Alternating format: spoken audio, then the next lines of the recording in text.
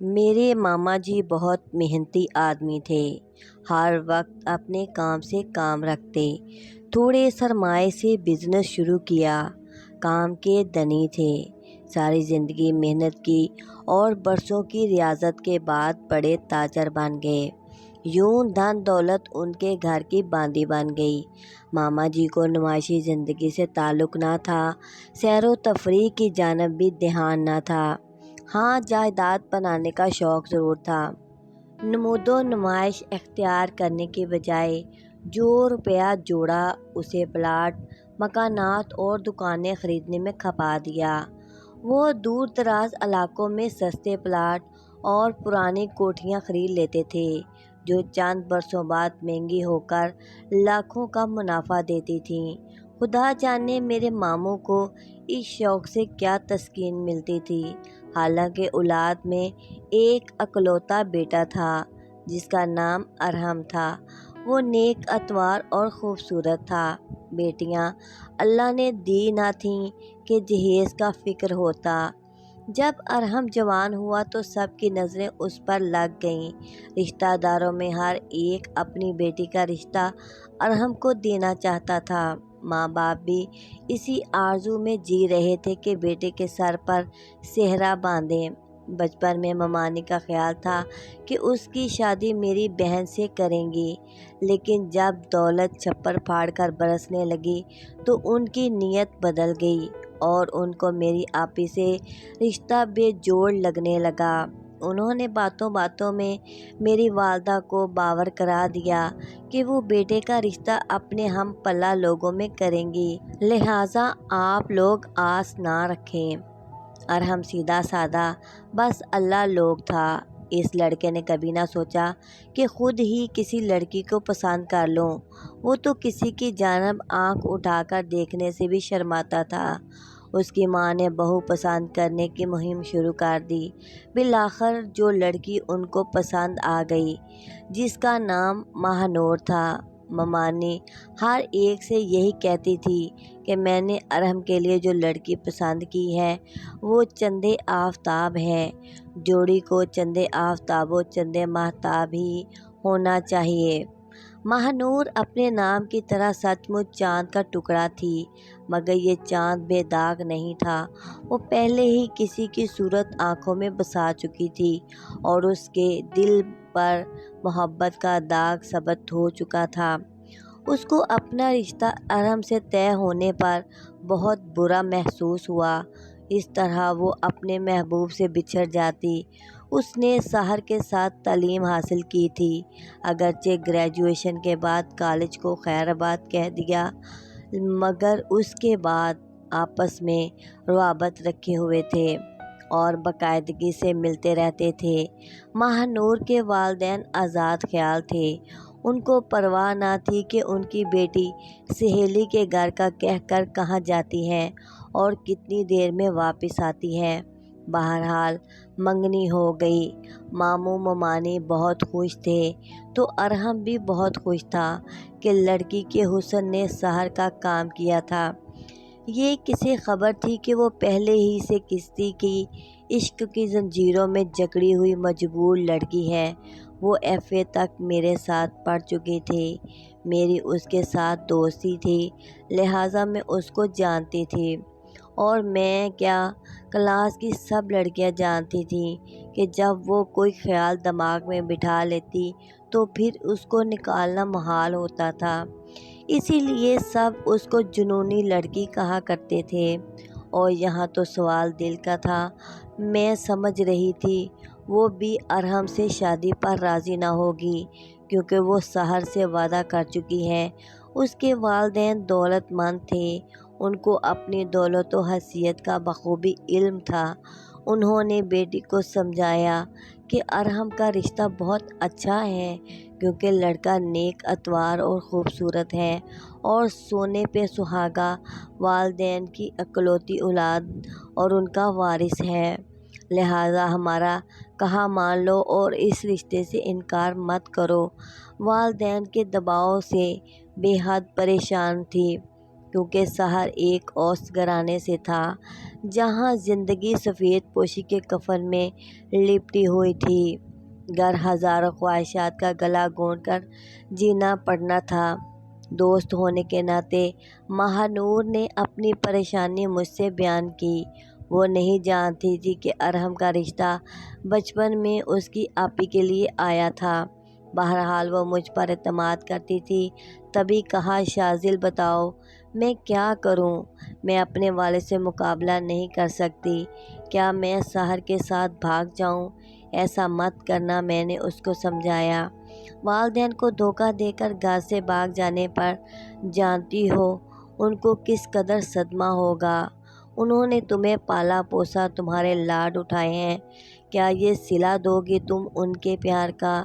جبکہ سحر کے خاندان کے بارے میں تم جانتی بھی نہیں ہو، اس کا گھر دیکھا بھی نہیں ہے اور نہ اس کی فیملی سے ملی ہو۔ یہ تو آنکھیں بند کر کے کنویں میں چھلانگ لگانے والی بات ہے۔ تو پھر میں کیا کروں؟ تم سحر سے ملتی ہو نا؟ ہاں، میں تو اسے ایک ایک لمحے کی رپورٹ دیتی ہوں۔ ہم مسلسل رابطے میں ہیں۔ کیا تم نے اسے بتایا ہے کہ تمہارا رشتہ ارحم سے ہو رہا ہے؟ ہاں بتایا ہے۔ اس نے کیا کہا؟ وہ خاموش رہا۔ وہ کچھ نہیں کہتا ہے۔ اس بات پر میں چونک گئی۔ ایسا کیسے ہو سکتا ہے جبکہ آگ دونوں طرف برابر لگی ہو؟ دل کی لگی کب کسی کو چین سے بیٹھنے دیتی ہے؟ پھر اتنی بڑی بات تو سن کر سحر چپ کیوں ہے؟ حقیقت یہ تھی کہ گھر میں جو بات ہوتی یا والدین شادی کے بارے میں جو مشورے کرتے، وہ ایک ایک حرف اپنے چاہنے والے کے گوش گزار کر دیتی تھی، اور یہ شخص ایک لفظ نہیں کہتا۔ حالانکہ جب عشق کا بھوت سوار ہو تو دماغ کے چراغ گل اور آنکھوں پر پٹی بن جاتی ہے۔ نوعمر لڑکیاں سچے جذبے کے ساتھ کسی نوجوان پر بھروسہ کر لیتی ہیں، دوسرے معنوں میں اس کے ساتھ عشق اور وفا کا رشتہ نبھا رہی ہوتی ہیں، جبکہ وہ یہ نہیں جانتی کہ ان کا محبوب کس لائق ہے، کس کماش کا ہے۔ یوں وہ نادانی میں لٹ جاتی ہیں، یا والدین کی ناموس کو خاک میں ملا کر کسی کوٹھے کی زینت بن جاتی ہیں، یا قتل ہو جاتی ہیں۔ برے عناصر کے چنگل میں پھنستی ہیں، یا غلط لوگوں سے بلیک میل ہوتی رہتی ہیں۔ میں نے بھی سوچ سمجھ کر اس کو مشورہ دیا کہ ماہ نور، جتنی پریشانی تمہیں ہے ویسے ہی سحر کو بھی ہونی چاہیے تھی، مگر وہ چپ ہے، تو اس کا مطلب یہ ہے کہ وہ اس معاملے کو سنجیدہ نہیں لے رہا۔ تم ایسا کرو، اسے کہو کہ وہ تمہارا ساتھ دے تاکہ تم ارحم کے بجائے اس کے ساتھ شادی کر پاؤ۔ کیسا ساتھ؟ وہ پوچھنے لگی۔ یہ تم اس سے پوچھ لینا کہ وہ کس طرح تمہارا ساتھ دے سکتا ہے، پھر وہ کہے اس پر عمل کر لینا۔ اگر اس نے گھر سے بھاگ کر چلنے کو کہا تب؟ جیا اور زیادہ پریشان ہو گئی۔ ارے بھئی، پہلے اس سے بات تو کرو۔ جب وہ کہے کہ بھاگ چلتے ہیں تب مجھے بتانا، پھر سوچیں گے نا کیا کرنا ہے۔ ٹھیک ہے، تم کہتی ہو تو میں اس کے ساتھ دینے کا کہتی ہوں۔ تم کو کہنا ہی پڑے گا، نہیں کہو گی تو مسئلہ کیسے حل ہوگا؟ راہ فرار نہ پا کر اس نے سحر سے کہا، ڈیڈی کسی صورت میری شادی کسی اور سے کرنے پر راضی نہیں ہوں گے۔ ان کا تو بس یہی فیصلہ ہے کہ ارحم ہی کو میرا داماد بنانا ہے۔ تم کو بتاؤ میں ان کی بات کو کیسے ٹالوں؟ اگر تم ساتھ دو تو میں تمہاری ہر بات ماننے کو تیار ہوں۔ ہم گھر سے بھاگ کر کورٹ میرج کر لیتے ہیں۔ یہی وقت ہے۔ ماہ نور اس کو بتا چکی تھی کہ جس لڑکے سے اس کی شادی ہو رہی ہے وہ جائیداد کا اکلوتا وارث ہے۔ تبھی سحر نے اس کو یہ مشورہ دیا کہ فی الحال وہ والدین کا کہنا مان لے۔ وہ بولا، تم ارحم سے شادی کر لو، لیکن مجھ سے رابطہ مت توڑنا، اس طرح ہم ملنے کی کوئی صورت نکال لیں گے۔ یہ جواب سن کر ماہ نور اور پریشان ہو گئی۔ سوچنے لگی کہ سحر کو یہ پتہ نہیں ہے کیا کہ ایک شادی شدہ عورت کا کسی دوسرے مرد سے ملنا یا رابطہ رکھنا اتنا آسان نہیں ہوتا۔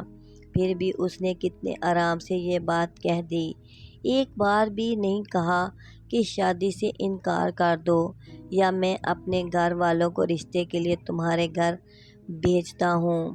ماہر نور کے والدین روشن خیال تھے، ممکن تھا کہ اس کے آنسو ان کا دل موم کر ہی لیتے، لیکن ایسا تبھی ممکن تھا جب سحر ایک بار رشتہ مانگنے کی حامی تو برتا۔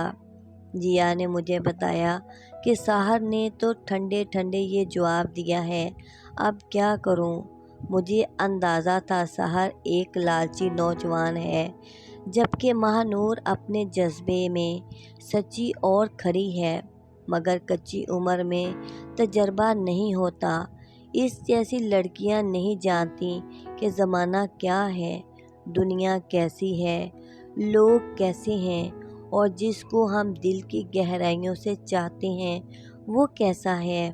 ماہ نور والدین کی لاڈلی بولی بھالی بیٹی تھی، وہ یہ کیسی اندازہ کر سکتی تھی کہ آگے کیا ہونے والا ہے۔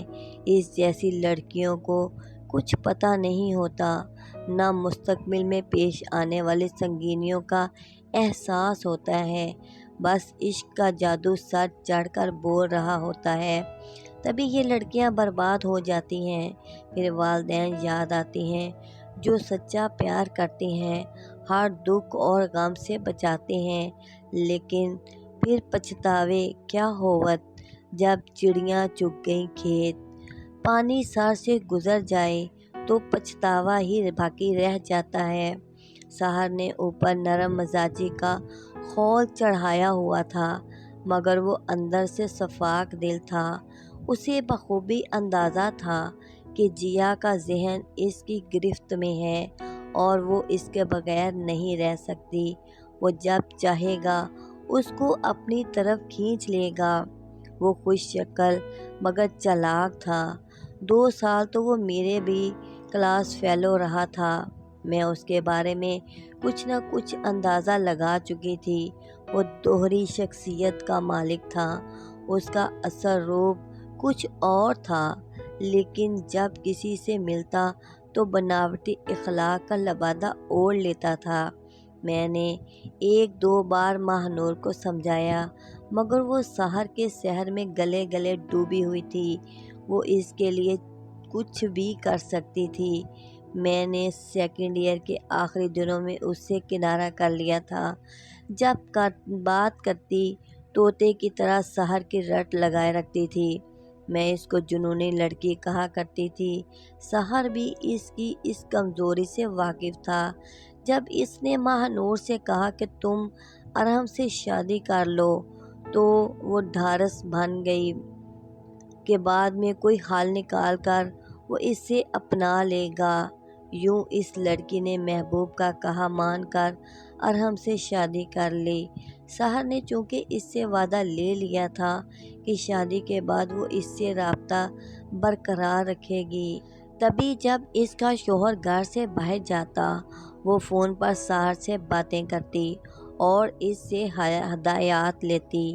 سحر اس کو سمجھاتا کہ تم اپنے شوہر کے ساتھ اچھی طرح رہو، اس کے پیار کا جواب پیار سے دو، اس کو بالکل شک نہ ہو کہ تمہاری نیت کچھ اور کرنے کی ہے، کیونکہ تم اس کو اس کا اعتماد جیتنا ہے۔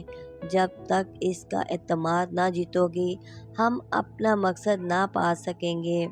ماہ نور کو کیا خبر تھی کہ کھوٹ تو سحر کی نیت میں ہے، اگر وہ اس کا گھر بسائے رکھنے یا اس کے ماں باپ کی عزت کی خاطر ایسی ہدایات اسے کرتا تو بلا شبہ وہ ایک عظیم اور فرشتہ صفت انسان ہوتا، لیکن ایسا بالکل نہ تھا۔ ادھر بیچارہ ارحم جو ماہ نور کو پا کر بہت خوش تھا، اپنی بیوی کو ٹوٹ کر چاہنے لگا تھا، وہ اس کا بہت خیال رکھتا تھا، ماموں اور ممانی اس پر صدقے واری ہوتے۔ مدت بعد اس گھر میں خوشی آئی تھی، وہ سب کی چہیتی تھی۔ کچھ دنوں تک رشتہ داروں کی چہل پہل رہی اور مبارک سلامت کا سلسلہ چلتا رہا۔ دعوتیں ہوتی رہیں۔ پھر جب یہ ہنگامہ ذرا سرد ہوا تو ماہ نور نے سحر سے پوچھا، اب مجھے کیا کرنا ہے؟ ان لوگوں نے تو مجھ سے بہت زیادہ دل لگا لیا ہے۔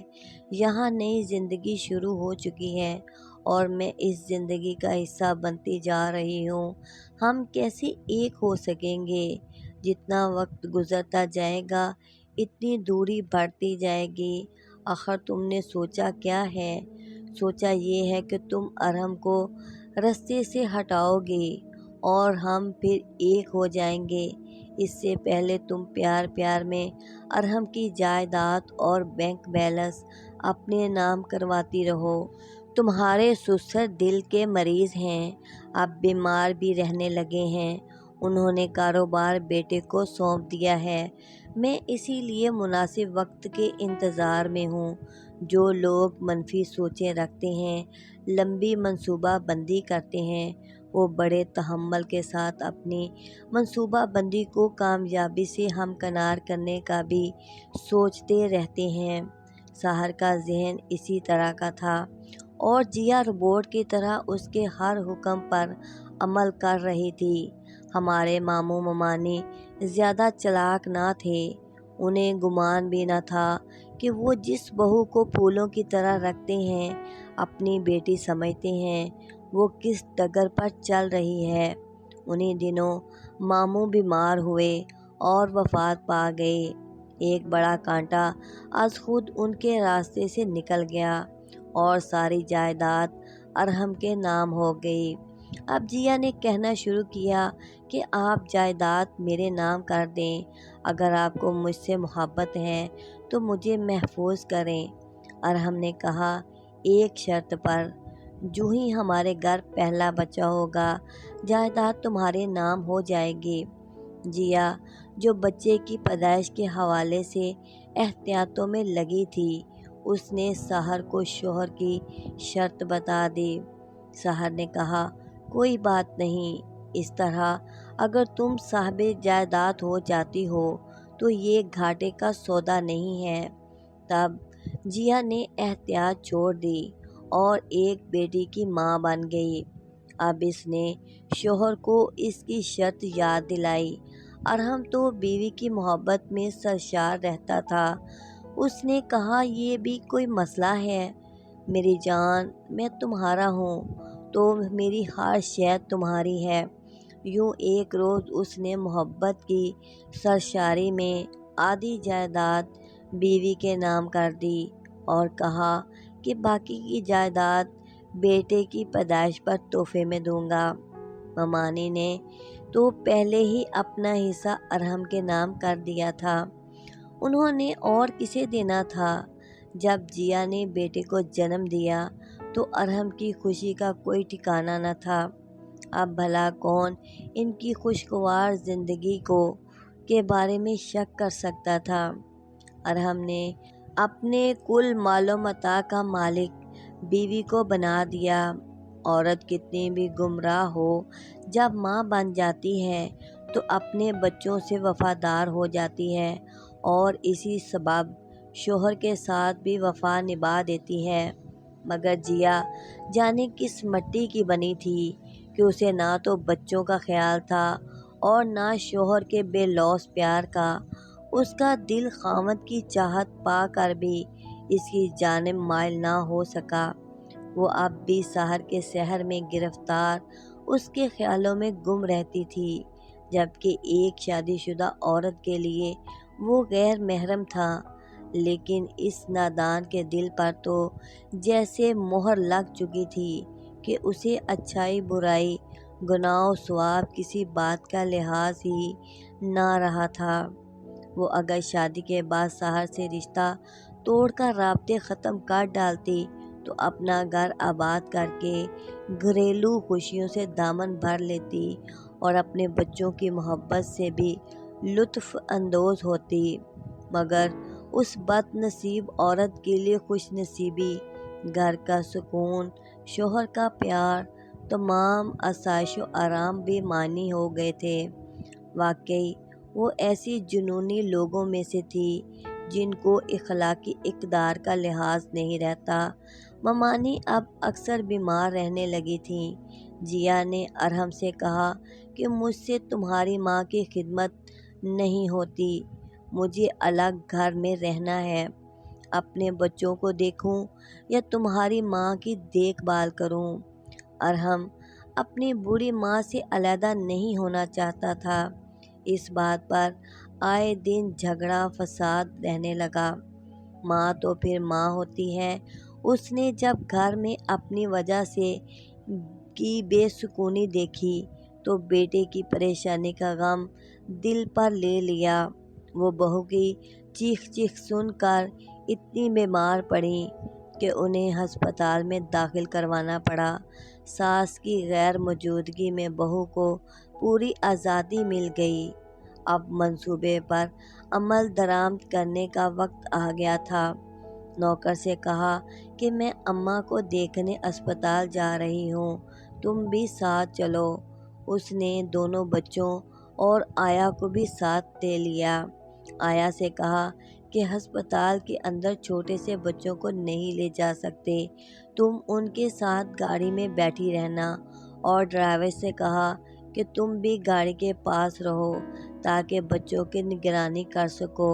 پھر وہ نوکر کے ہمراہ ساس کو دیکھنے ان کے روم میں چلی گئی۔ شوہر کو چلتے وقت فون کر دیا تھا کہ آپ گھر آ جائیے، میں اماں کو دیکھنے جا رہی ہوں۔ ارحم کے پاس گھر کی دوسری چابی تھی، وہ فوراً گھر روانہ ہو گیا۔ گیٹ پر پہنچا، تالا کھولا اور آرام کرنے اپنے کمرے میں چلا گیا۔ رات بھر ماں کے پاس جاگتے گزارنے سے وہ بہت تھک گیا تھا۔ لیٹتے ہی نیند آ گئی۔ جیا نے گھر کی ایک چابی سحر کو بھی دے رکھی تھی جو اس منصوبے میں کام آنے والی تھی۔ ایک پڑوسی نے گیٹ کھلا دیکھا تو اسے اچکتا ہوا کہ آج ارحم کا گیٹ کیوں کھلا ہوا ہے؟ یہ لوگ تو چھوٹے بچوں کی وجہ سے ہمیشہ گیٹ بند رکھتے تھے۔ اس نے جھانکا تو جو گاڑی ارحم کے استعمال میں رہتی تھی سامنے ہی نظر آ گئی، جبکہ دوسری گاڑی اور ڈرائیور موجود نہیں تھے۔ اس نے نوکر کو آواز دی جو ہمیشہ گیٹ پر موجود رہتا تھا، مگر آج وہ بھی موجود نہ تھا۔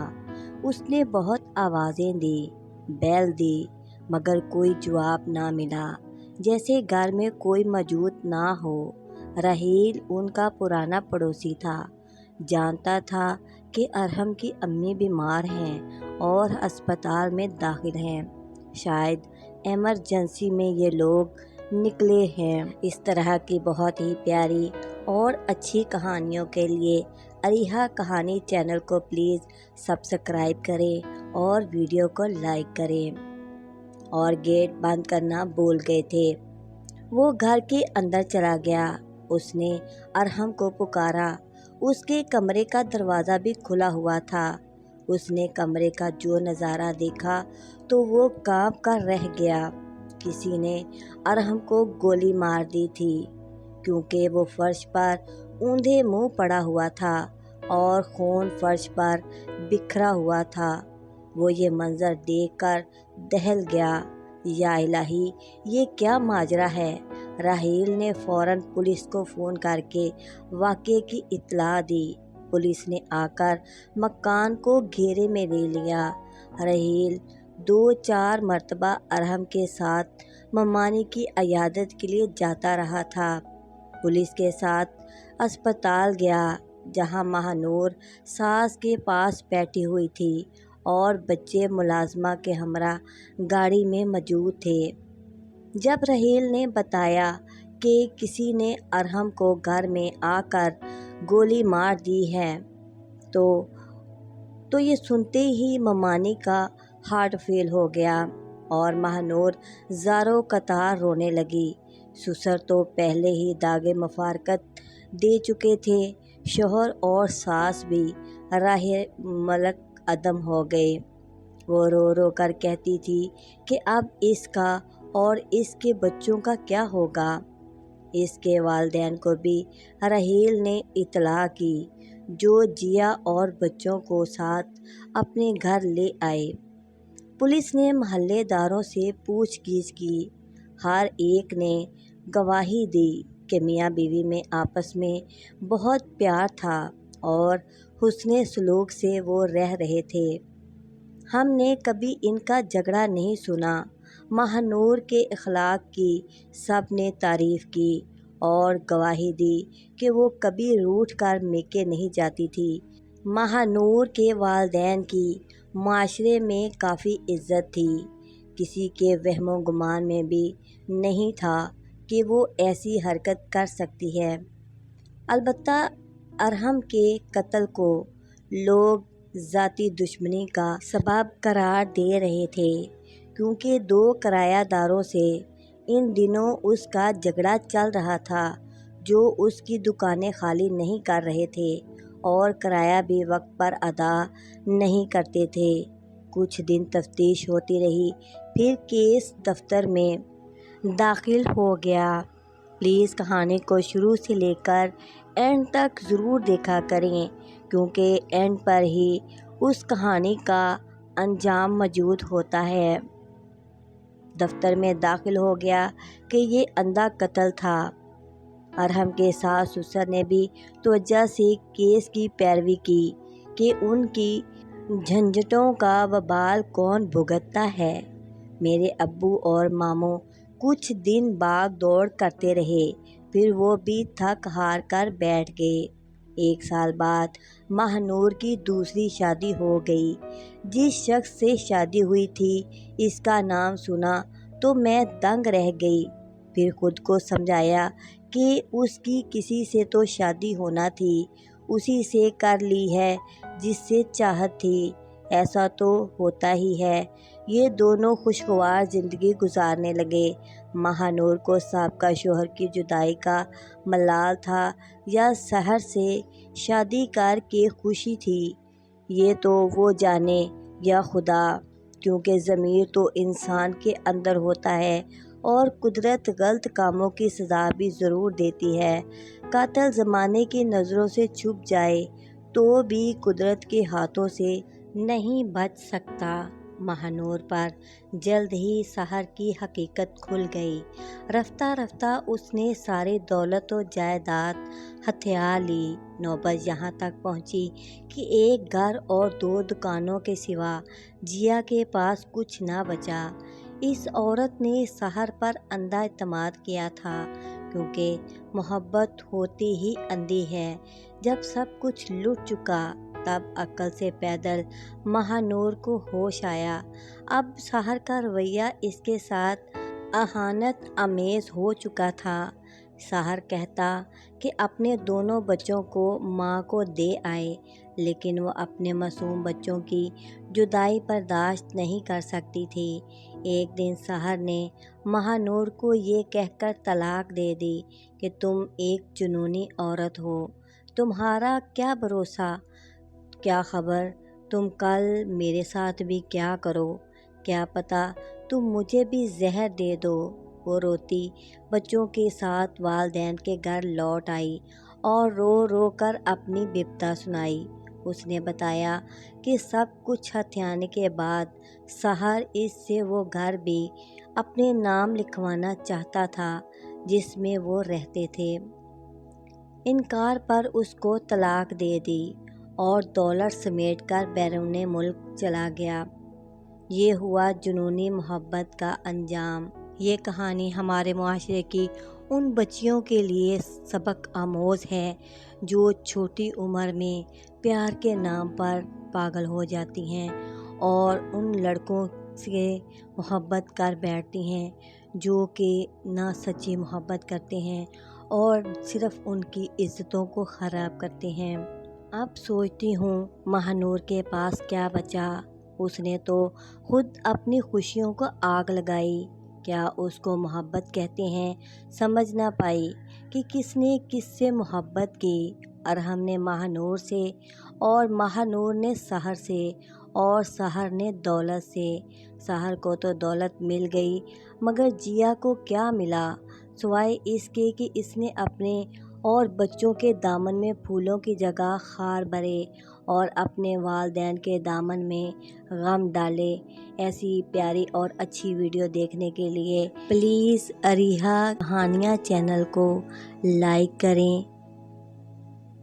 سبسکرائب کریں اور گھنٹی کے بٹن کو آل پر پریس کر دیں۔ Thank you.